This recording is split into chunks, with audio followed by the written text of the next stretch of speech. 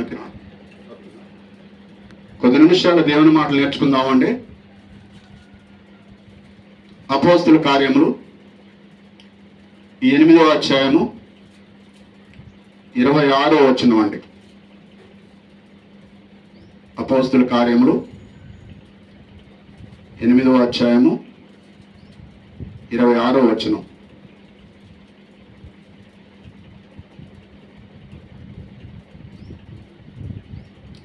ప్రభుదూత నీవు లేచి దక్షిణముగా వెళ్ళి యెరూషలేము నుండి గాజాకు అరణ్య మార్గమును కలిసి కొమ్మని పిలుపుతో చెప్పగా అతడు లేచి వెళ్ళెను. ప్రార్థన చేసుకుందామండి. ప్రార్థన. మహాపరిశుద్ధుడు, ప్రేమస్వరూపువైన మా తండ్రి, మా దేవ, మా నాయన, మా ప్రభువా, నీకే స్తోత్రం తండ్రి. నాయన, కొద్ది నిమిషాలు మీ మాటలు వినుడుకును నేర్చుకున్నట్టుకు దేవా సిద్ధపడుతుండగా మీరే మాకు బోధించే సహాయం చేయవని, మీ అందు వినుచున్న మాటలు విడిచిపెట్టక మా మనసులో హృదయంలో పదిలపరుచుకొని మీ మాట ప్రకారం చేయించే కృపను దయచేయవని, సమస్త విషయాల్లో మీరే మాకు తోడుగా ఉండి నడిపించి మా స్తుతుల ద్వారా మీరే ఘనత, మహిమ, ప్రభావాలు పొందుకోమని యేసయ్య ఉన్నతమైన నామన ప్రార్థించి స్తుతించి అడిగి వేడుకొనుచున్నాను పరమ తండ్రి. ఆమేన్. ఈరోజు ముఖ్య అంశము ఏదనగా బాప్తిసం గురించి. దేని గురించి? బాప్తిసం గురించి. అపోస్తుల కార్యము 8వ అధ్యాయము 26వ వచనములో ప్రభు దూత ఎవరితో మాట్లాడుతుందంట? ఎవరితో మాట్లాడుతుంది? ఫిలిప్పుతో మాట్లాడుతుంది కదా. అంటే పరిశుద్ధాత్మ దేవుడు ఫిలిప్పుతో చెబుతుండు. ఏమని? ఫిలిప్పుతో చెబుతుండు ఏమని? నువ్వు అర్జెంటుగా వెళ్ళి యెరూషలేము నుండి గాజాకు మార్గమున కలుసుకోమని చెప్తుండు. ఎవరిని కలుసుకోవాలంట? క్రందాకే క్రింద. ఎవరిని కలుసుకోవాలా? క్రందాకే క్రింద. ఐతోప్యుడైన క్రందాకే క్రింద ఈయన ప్రతి పునరుద్ధాన దినం రోజు, అంటే ప్రతి ఆరాధన దినం రోజు కదా. పాత నిబంధన కాలంలో ఇశ్రాయేలు ప్రజలు ఆరాధన ఎప్పుడు చేసేవారు? శనివారం కదా. శనివారం చేసేవారు. అయితే ప్రతి దినము కూడా ఈయన గాజా నుండి యెరూషలేముకు ఆరాధనకు వస్తుండు. ఎక్కడి నుంచి? గాజా నుండి యెరూషలేమునికి ఆరాధనకు వస్తుండు. ప్రతి దినం వస్తుండు, పోతుండు, ఆరాధనలో పాలు పొందుండు. అయితే పరిశుద్ధ గ్రంథం చదువుతుండు కానీ అర్థం కావట్లేదు. ఎవరికి? క్రిందాకి అంటే నపుంసకుడికి. ఈ నపుంసకుడు పరిశుద్ధ గ్రంథాన్ని చదువుతుండు కానీ అర్థం కావట్లేదు. ఆరాధనకు వస్తుండు, వెళుతుండు కదా. క్రీస్తుని గురించి ఈయనకు అర్థం కావట్లా. అయితే ప్రభుదూత ఫిలిప్పుతో మాట్లాడింది. ఏమని? ఫిలిప్పు, అగో వెళ్తున్నటువంటి ఆ వ్యక్తిని కలుసుకొని ఆయన యెషయా గ్రంథం చదువుతుండు. ఆయనకు అర్థం కావట్లేదు. ఆ యెషయా గ్రంథంలో ఉన్నటువంటి వాక్య భాగాన్ని ఆయనకి వివరించని ప్రభుదూత ఫిలిప్పుతో చెప్పినప్పుడు ఫిలిప్పుని ఎదుర్కొని కదా, కందాకే క్రిందని ఎదుర్కొని ఆయనతో కలిసి సంభాషణ చేస్తుండు. ఏ విషయం గురించి? యెషయా గ్రంథంలో ఉన్నటువంటి ఏదైతే రాయబడి ఉందో, ఏదైతే లిఖించబడిందో ఆ విషయం అర్థం కాకపోతే ఆ విషయాన్ని వివరిస్తుండు కదా. అలాగనే ఈనాటి క్రైస్తవులుగా పిలబడుతున్న మనం దేవుని పిల్లలుగా దేవునికి సన్నిధికి వస్తుంటాం, పోతుంటాం కదా. దేవుని సన్నిధికి వస్తుంటాం, పోతుంటాం. కానీ పరిశుద్ధ గ్రంథాన్ని తెరచి చదివినప్పుడే ఆ గ్రంథంలో ఉన్నటువంటి వాక్య భాగం మనకు అర్థమైంది కదా. ఎందుకంటే మనం మందిరానికి వెళుతున్నాం, వస్తున్నాం, కానీ ఆ పరిశుద్ధ గ్రంథాన్ని తెరచి మనం ధ్యానించినప్పుడు కదా ఆ పరిశుద్ధ గ్రంథంలో ఉన్నటువంటి ఆ లేఖన భాగంలో ఉన్నటువంటి ఆ వచనాల భావం మనం విని ఉన్నాం కాబట్టి ఇంటికి పోయిన తర్వాత చదివితే అర్థమైంది కదా. అర్థమైతే నీకు మారు మనసు అనేది కలిగింది. మారు మనసు అనేది కలిగి మార్పు చెంది రక్షణ పొందే అవకాశం ఉంటుంది కదా. ఇలాగా నువ్వు మందిరకం వచ్చి పోతుంటే దానివల్ల నీకు ఎటువంటి ఉపయోగం ఉండదు కదా. వచ్చిపోవటం వల్ల ఉపయోగం ఉండదా? ఏమి ఉండదు. ఇక్కడ క్రిందాకే క్రింద కదా గాజా నుండి యెరూషలేముకు వస్తుండు. ఆ వస్తున్న సమయంలో కదా యెషయా గ్రంథాన్ని చదువుతున్నప్పుడు ఆయనకు అర్థం కాల కదా. అర్థం కాకపోతే ప్రభుదూత ఫిలిప్పును పంపించి ఫిలిప్పు ద్వారా వివరంగా ఆ యొక్క రక్షణ గురించి తెలియపరిచినట్టుగా మనం పరిశుద్ధ గ్రంథంలో మనం చూస్తుంటాం కదా. నీవు మందిరానికి వస్తూ పోతుంటే నీకు అర్థం కాదు. ఎప్పుడైతే నీవు పరిశుద్ధ గ్రంథాన్ని తెరిచి చదువుతావో, ఎప్పుడైతే ఆ మాటలు వింటావో, ఆ మాటలు నువ్వు ఎప్పుడైతే ఆలోచన చేస్తావో అప్పుడు నీకు మారు మనసు అనేది మార్పు అనేది కలిగింది కదా. మారు మనసు కలిగి మార్పు కలిగినప్పుడు బాప్తిసం తీసుకోవాలి అని ఒక ఆలోచన వచ్చింది కదా. బాప్తిసం ఎప్పుడు తీసుకోవాలి? నీవు ఎప్పుడైతే వాక్యం వింటావో కదా, విన్న దాన్ని విశ్వసించి నమ్మి ఒప్పుకొని కదా మారు మనసు పొంది మార్పు చెంది పాప క్షమాపణ నిమిత్తము బాప్తిసం తీసుకోవాలి కదా. నీవు వస్తున్నావు పోతున్నావు వింటున్నావు, కానీ విన్నదాన్ని నువ్వు ఒకసారి గ్రహించాలి. విన్నదాన్ని ఆలోచన చేయాలి. మనం ఏమి వినుచున్నాము, అక్కడ ఏమి బోధించబడుతుంది కదా. ఆ బోధించబడుతుంది మనకు అర్థమవుతుందా కావట్లేదా అని ఆలోచన చేసినప్పుడే నీలో మార్పు వచ్చింది కదా. నీలో మార్పు వచ్చినప్పుడు మారు మనసు అనేది కలిగింది. మారు మనసు కలిగినప్పుడు నీ పాపాన్ని నీవు ఒప్పుకొని బాప్తిసం తీసుకొని అప్పుడు దేవుని యొక్క రక్షణలోనికి నడిపించబడుతూ కదా. రక్షణలోనికి నడిపించబడుతూ నువ్వు ఎన్నిసార్లైనా మందిరానికి వచ్చిపోతుంటే, ఎన్నిసార్లు వాక్యం విన్నా నువ్వు పరిశుద్ధ గ్రంథాన్ని తెరిచి చూడకుంటే నీకు వాక్య భాగం అర్థం కాదు కదా. అర్థం కానప్పుడు నువ్వు ఎన్ని సంవత్సరాలు వచ్చిపోతున్నా కానీ కదా ఎటువంటి ఉపయోగం కానీ ప్రయోజనం కానీ నీకు కలగదు కదా. ఒక వ్యక్తి బాప్తిసం తీసుకోవాలంటే మొదటగా వాక్యాన్ని వినాలి. ఏం చేయాలి? వినాలి. వాక్యాన్ని వినాలి. విన్నదాన్ని అర్థం చేసుకోవాలి కదా. అర్థం చేసుకున్నప్పుడు ఆ యొక్క వాక్యాన్ని గ్రహించినప్పుడే మనలో మారు మనసు వచ్చి మార్పు చెంది రక్షణ పొందే అవకాశం ఉంటుంది అను కదా. ఇప్పుడు కందాకే కింద నపుంసకుడు గాజా నుంచి యెరూషలేముకు వచ్చిపోతుంటే కదా ప్రతిసారి పరిశుద్ధ గ్రంథాన్ని చదువుతుండే ఆయన. చదివిన అర్థం కావట్లేదు కదా. అర్థం కావట్లేదు కాబట్టి ప్రభుదూత అతన్ని పరిశీలించి ఫిలిప్పును పంపినప్పుడు ఫిలిప్పు ఆ యొక్క వాక్య భాగాన్ని వివరించినప్పుడు ఎమ్మటే ఆయన మారు మనసు పొంది మార్పు చెంది ఎమ్మటే పాప క్షమాపణతో తన పాపాన్ని ఒప్పుకొని కదా పాప క్షమాపణతో బాప్తిసం ఉంటాడు ఎమ్మటే కదా.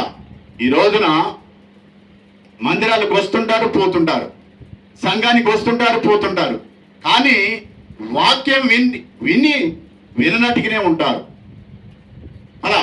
అంటే మరి వాళ్ళు వింటారు, విన్నట్టుగా ఉంటారు, వారికి అర్థమవుతూ అర్థం కాదు తెలియదు, కానీ ఎంతసేపటికి బాప్తిసం తీసుకోమంటే వాయిదాలు వేస్తుంటారు. బాప్తిసం తీసుకోమంటే వాయిదాలు వేస్తుంటారు కదా. కొన్ని సంవత్సరాల నుంచి మందిరానికి వస్తుంటారు, కొన్ని నెలల నుంచి మందిరికి వస్తారంటారు, కొన్ని వారాల నుంచి మందిరానికి వస్తుంటారు, వాక్యం అంటారు కదా, విన్నట్టుగానే ఉంటారు. అమ్మా రక్షణ తీసుకో అంటే అయా ఇప్పుడేనా రక్షణ? ఎప్పుడంట ముసలితనం. ఎప్పుడంటే పండగలప్పుడు, ఆ క్రిస్మస్కో జనవరికో. ఈ లోపు తీసుకోకూడదా? తీసుకోకూడదు. క్రిస్మస్ అప్పుడు జనవరి అప్పుడే తీసుకోవాలా నువ్వు బాప్తిసం? ఎప్పుడు తీసుకోవాలి? ఎప్పుడైనా తీసుకోవచ్చు. ఎప్పుడు తీసుకోవాలి? ఎప్పుడైనా తీసుకోవచ్చు. ఎప్పుడు తీసుకోవాలంటే ఎప్పుడైతే నీ వాక్యాన్ని వింటావో, ఎప్పుడైతే వాక్యాన్ని నువ్వు నమ్ముతావో, ఎప్పుడైతే నువ్వు మారు మనసు పొందుతావో, ఎప్పుడైతే నీ పాపాన్ని ఒప్పుకుంటావో, అప్పుడు నువ్వు వెంటనే నీ పాపము నీకు తెలియపరచబడిన వెంటనే నీవు మారు మనసు పొంది, మార్పు చెంది రక్షణ పొందే అవకాశం ఉంది కదా. రక్షణ అనేది నిర్లక్ష్యం చేయకూడదు కదా.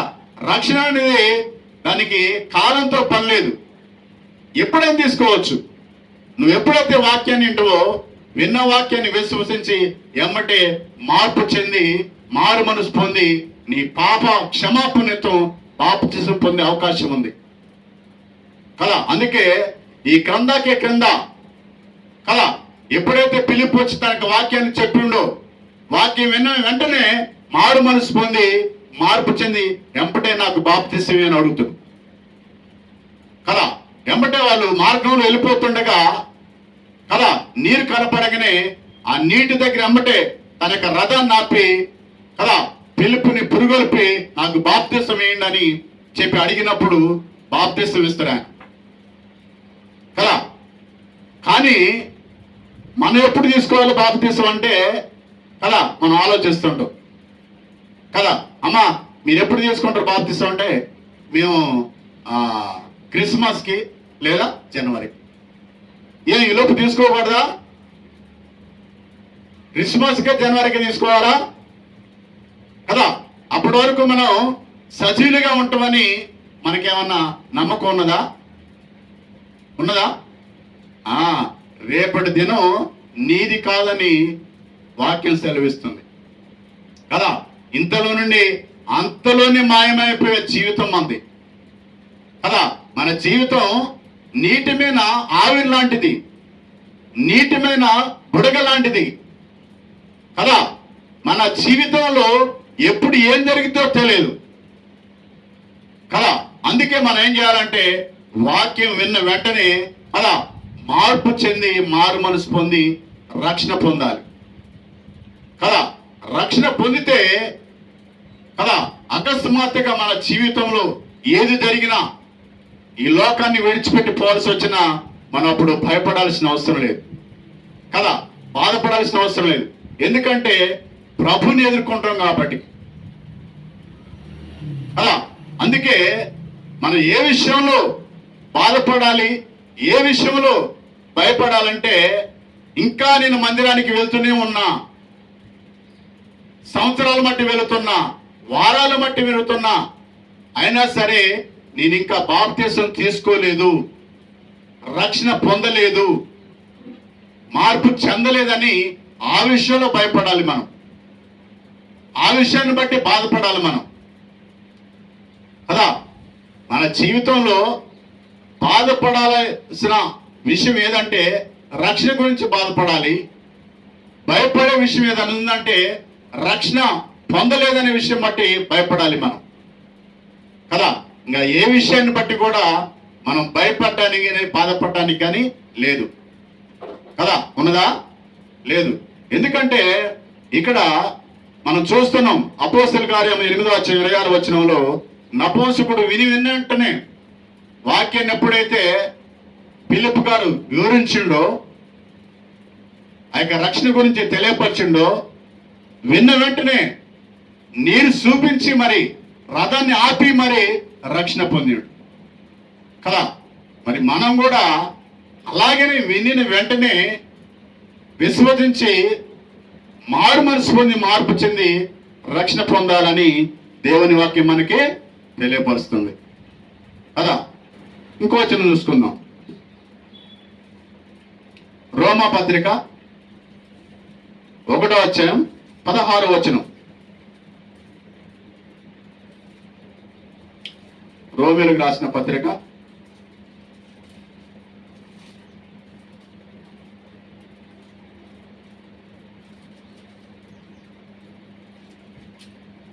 రోమిలకు రాసిన పత్రిక 1:16. సువార్తను గురించి నేను సిగ్గుపడును కాను, ఏలైనగా నమ్ము ప్రతివానికి, మొదట యూదునికి గ్రీకు దేశస్థునికి కూడా రక్షణ కలగజేయటకు అది దేవుని శక్తి అయి ఉన్నది కదా. వాక్యం ఏందంట? దేవుని శక్తి అంట. వాక్యం ఏమై ఉన్నదంట? దేవుని శక్తి అయి ఉన్నదంట. ఆ వాక్యాన్ని మనం ప్రకటించడానికి సిగ్గుపడకూడదంట కదా. దేవుని వాక్యాన్ని మనం ప్రకటించడానికి సిగ్గుపడకూడదు, భయపడకూడదు, బాధపడకూడదు. ఎందుకంటే దేవుని వాక్యం శక్తి అంట కదా.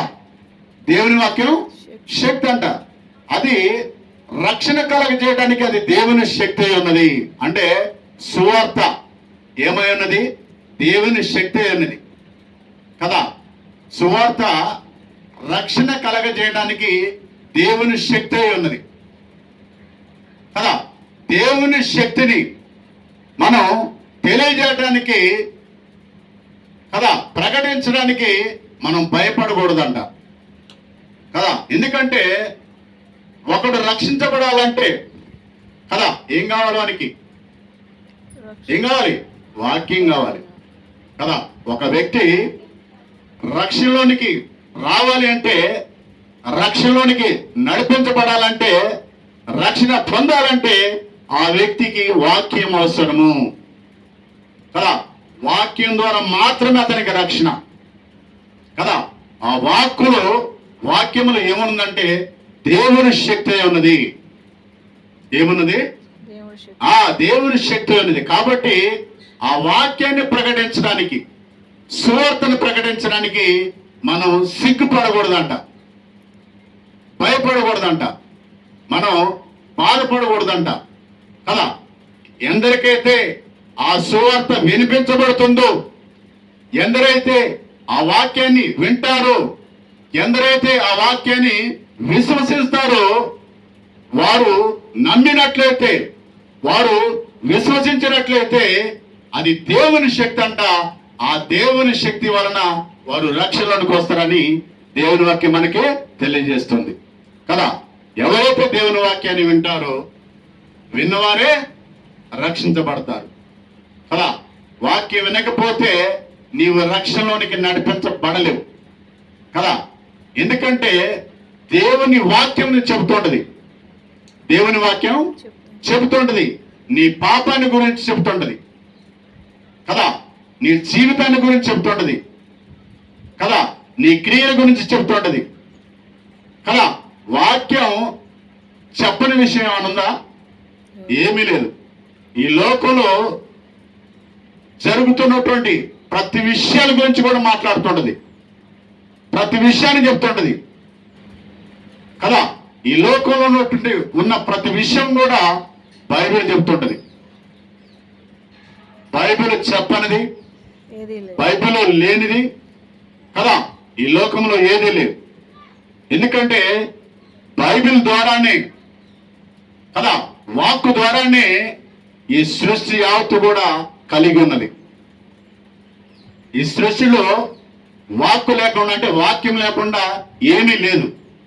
కాబట్టి వాక్కు చెప్తుంటది, వాక్యం చెప్తుంటది. ఈ లోకంలో అది మంచైనా చెడైనా నీకు తేటగా, సూటుగా, సులువుగా, స్పష్టంగా, సునాయాసంగా బయలుపరుస్తుంటుంది అది. కాబట్టి వాక్యాన్ని వినాలి మనం కదా. వాక్యాన్ని వింటే, వాక్యాన్ని విశ్వసిస్తే, వాక్యాన్ని నమ్మితే మనం రక్షించబడతాం, రక్షణలోనికి మనం నడిపించబడతాం కదా. కాబట్టి మనం ఏ వినాలి? ఏ వినాలమ్మా? సత్యవాక్యాన్ని వినాలి కదా. వాక్యం అంటే అనేక రకాల వాక్యాలు చెప్తుంటారు కదా. కానీ ఏ వాక్యం వినాలి? సత్యవాక్యం వినాలి. సత్యం మనకి ప్రకటించబడుతుంటది కాబట్టి సత్యాన్ని విన్నప్పుడే మనం కదా రక్షణలోనికి మనం నడిపించబడుతుంటాం కదా. రక్షణలో మనం నిలిచి ఉంటాం. ఇంకోతిని చూసుకుందాం. అపోస్తుల కార్యములు 16వ అధ్యాయము 22 నుంచి 34 వరకు.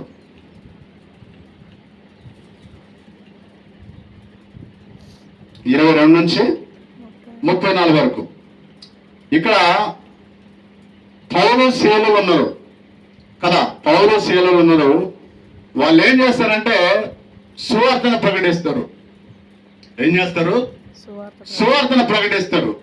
సువార్తను ప్రకటిస్తుంటే కదా అక్కడ ఉన్నటువంటి కదా అన్య మతస్థులు ఏం చేస్తారంటే ఇది మత ప్రచారం. ఏంటంట? మత ప్రచారం. వీళ్ళు ఆచారాలను సంప్రదాయాలను కదా తప్పుగా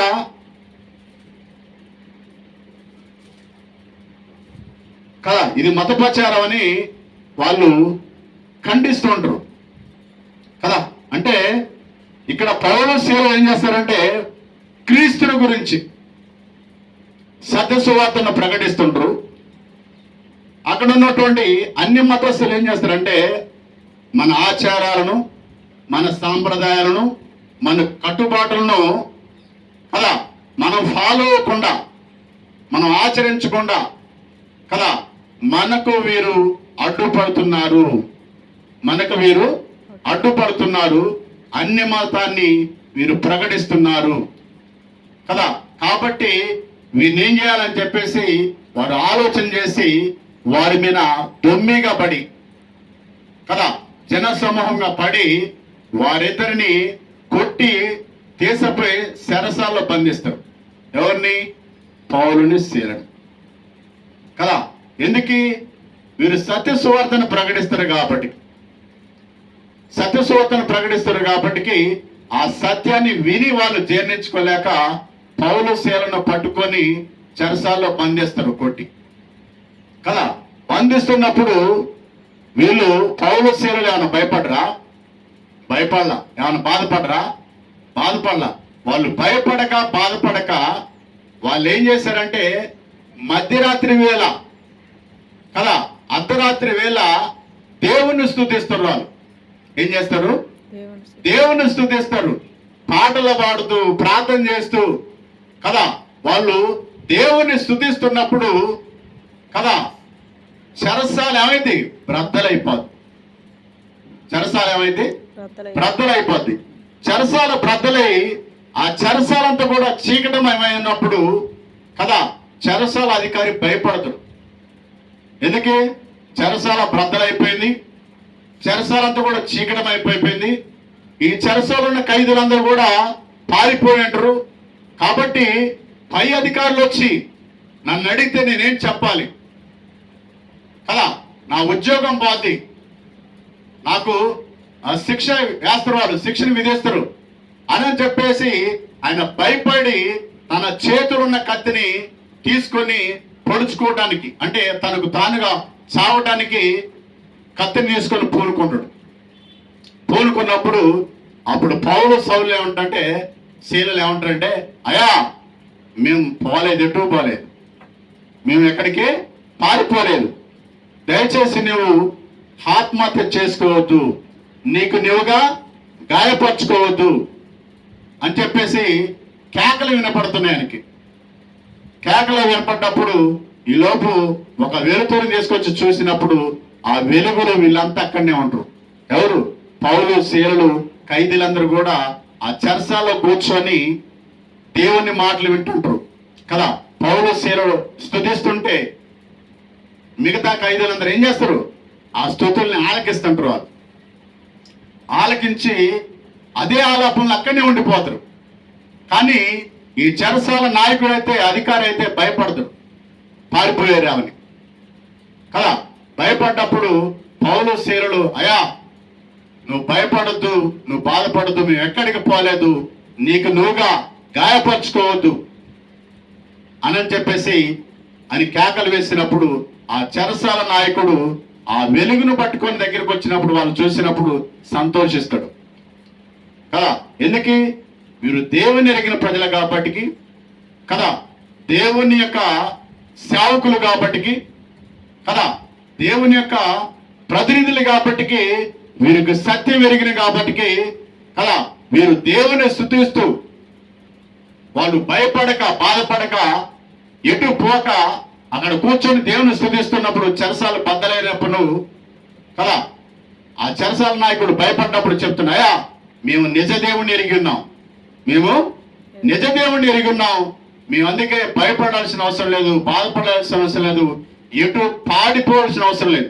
ఎందుకంటే మా దేవుడు మమ్మల్ని రక్షిస్తాడు, మా దేవుడు మమ్మల్ని కాపాడుతాడు కదా, మా దేవుడు మమ్మల్ని అన్ని విషయాల్లో కూడా మాకు తోడుగా ఉంటాడని చెప్పేసి ఒక ధైర్యం కలిగి ఆ ధైర్య మాటను అతనికి చెప్తాడు. ఎవరికి? చెరసాల నాయకుడికి.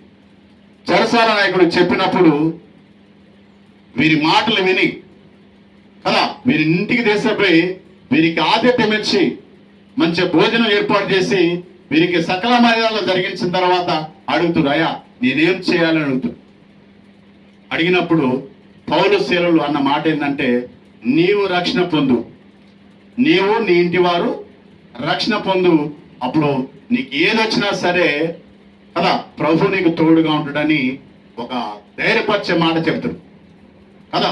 కానీ అదే వీరు పారిపోతే కదా, అక్కడ నుంచి భయపడి వీళ్ళు పారిపోతే ఈ చెరసాల నాయకుడు రక్షణ పొందుతురా? పొందడు. ఎందుకంటే పౌలు శీలలు అక్కడ స్తుతించకపోతే కదా ఆ చెరసాల బద్దలైద్దా? కాదు. కాబట్టి దేవుని పిల్లలుగా మనం ఏం చేయాలా? దేవుని స్తుతిస్తూనే ఉండాలి కదా. ఇక్కడ చెరసాల్లో వేసిన ఆ పౌలు కానీ శీల కానీ భయపడలేదు, బాధపడలేదు కదా. మనమైతే ఏం చేస్తాం? భయపడుతుంటాం. ఏం చేస్తాం? భయపడుతుంటాం, బాధపడుతుంటాం, రకరకాలుగా ఆలోచన చేస్తుంటాం కదా. మన కోసం ఎవరు రాలేదా, మనం చూడటానికి ఎవరు రాలేదు, మన దేశపడడానికి ఎవరు రాలేదు, మన గురించి పట్టించుకున్నోడే లేడని చెప్పేసి మనం మనుషుల గురించి ఆలోచన చేస్తుంటాం కదా. కానీ ఇక్కడ పౌలు శీలలు ఎవరు పని చేస్తారు? దేవుని పని చేస్తారు. పౌలు శీలలు కదా గ్రామం తిరుగుతూ దేవుని సువార్తను ప్రకటిస్తారు.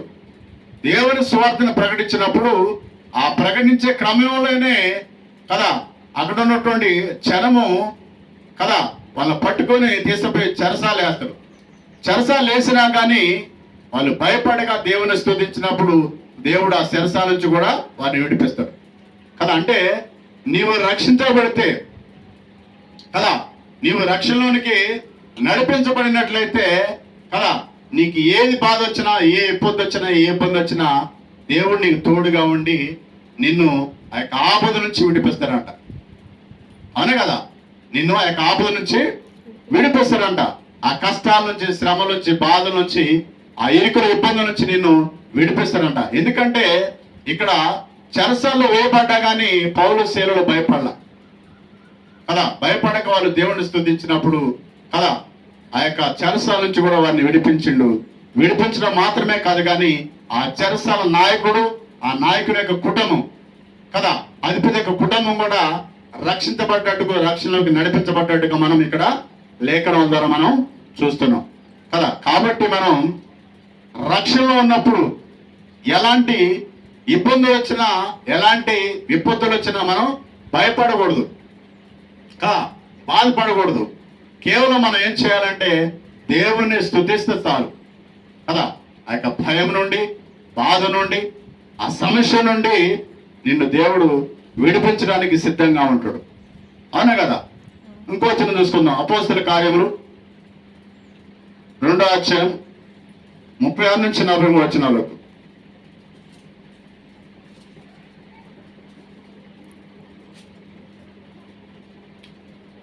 మీరు సిలువ వేసిన యేసుని దేవుడు ప్రభువుగాను క్రీస్తుగాను నియమించును, ఇది ఇశ్రాయేలు వంశంతో రూఢిగా తెలుసుకోవాలని చెప్పెను.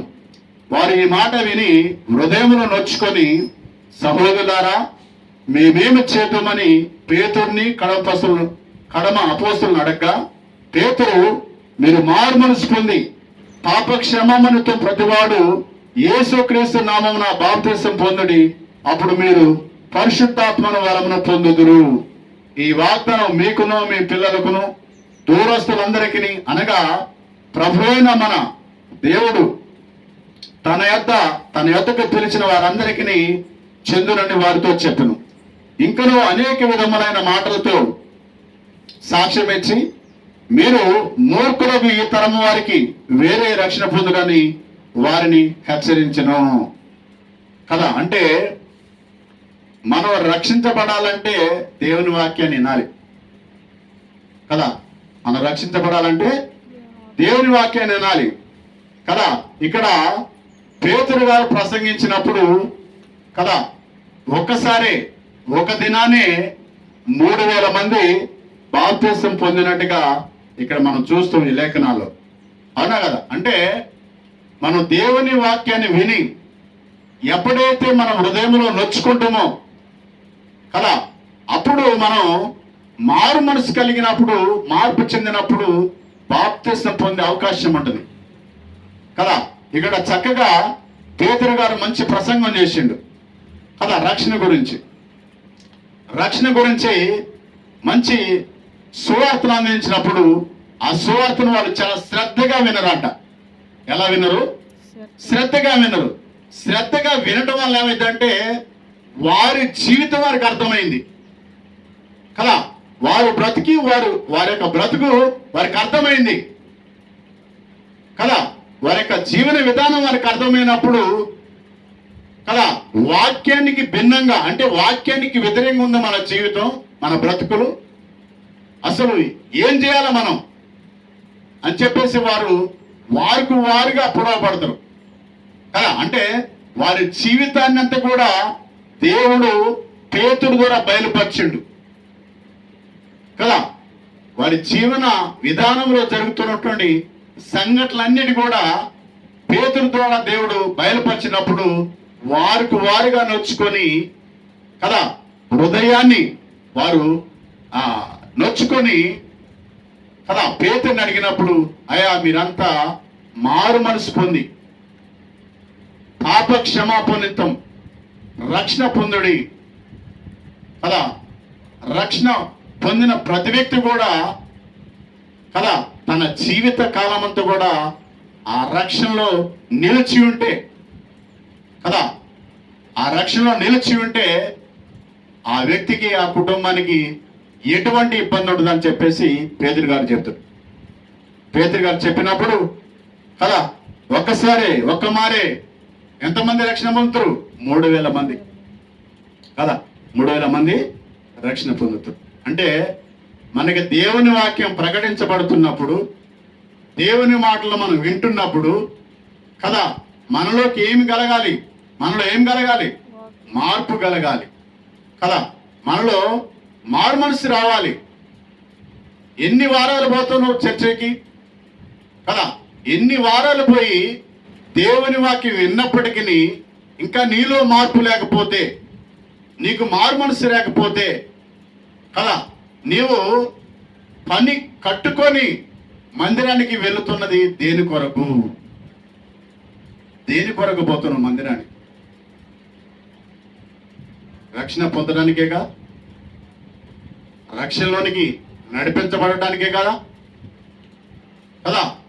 నీవు ఎన్ని సంవత్సరాల నుంచి మందిరానికి పోయినా, ఎన్ని వారాల నుంచి నువ్వు మందిరానికి పోయినా, నీవు ఇంకా రక్షణ పొందకపోతే, నువ్వు ఇంకా రక్షణలో నిలిచి లేకపోతే నీకు వచ్చిన ప్రయోజనం ఏమి? నీకు కలిగిన లాభం ఏమిటి? ఒకసారి ఆలోచించుకో. ప్రియమైన సహోదరులారా, ఈ ఉదయకాల సమయంలో ప్రభు మనతో చెప్తున్న మాట ఏంటంటే, నువ్వు ఎంత వాక్యం విన్నప్పటికీ, నువ్వు అంత వాక్యం ఎరిగినప్పటికీ నీలో మారు మనసు లేకుండా, మార్పు లేకుండా, నువ్వు ఇంకా రక్షణ పొందకుండా ఉంటే, నువ్వు ఇంకా రక్షణలోనికి రాకుండా ఉంటే, దాని వలన నీకు ఏం ప్రయోజనం? పోతున్నావు మందిరానికి, పోతున్నావు అనే పేరుంది, వింటున్నావు అనే పేరుంది, కానీ నీ జీవితానికి ఎలాంటి లాభం చేకూరుతుంది? నీ కుటుంబానికి ఎలాంటి లాభం చేకూరుతుంది? నీకు నీ కుటుంబానికి క్షేమకరమైనటువంటి జీవితం ఉందా? ఆలోచించుకోండి. సహోదరి సహోదరులారా, ఈ లోకంలో దేవుని సువార్త ఎంతగానో విరివిరిగా ప్రకటించబడుతున్నప్పటికీ, ఎంతగానో దేవుని మాటలు వినిపించబడుతున్నప్పటికీ, ఎంతగానో దేవుని వాక్యం ప్రకటించబడుతున్నప్పటికీ ఇంకనో దేవుని మాటలు వినకపోతే, విన్న మాటలు విశ్వాసం ఉంచకపోతే, మాటలు విని కూడా మార్పు లేకుండా, మారు మనసు లేకుండా, రక్షణ లేకుండా నువ్వు అలాగనే నీ జీవితాన్ని కొనసాగింపజేసుకుంటే నీకొచ్చిన లాభం ఏంటి? నీ కుటుంబానికి కలిగినటువంటి ఉపయోగం, ప్రయోజనం ఏమిటి? ఒకసారి ఆలోచించుకోవాలని ప్రభు పేరిట మనవి చేస్తూ తెలియజేస్తూ ఈ వాక్యాన్ని అంతటితో ముగిస్తున్నాను. మీ అందరికీ వందనాలు. God bless you all. దేవుడు మిమ్మల్ని అందరినీ దీవించును గాక. ఆమేన్.